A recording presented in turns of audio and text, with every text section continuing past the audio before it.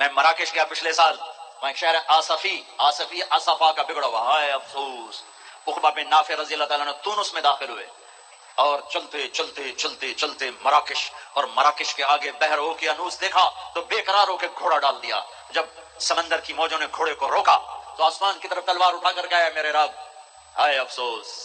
میرے پاس ابو لبابہ انصاری تیونس میں، ابو زمعہ حدیبیہ میں اللہ کے نبی کے حجام تھے، آپ کا اسرا، آپ کے سر پہ اسرا پھیرا ابو زمعہ، ان کی قبر کے ساتھ اللہ کے نبی کے بال بھی جو ان کے ساتھ ہمیشہ رہتے تھے وہ بال بھی وہیں دفن ہیں۔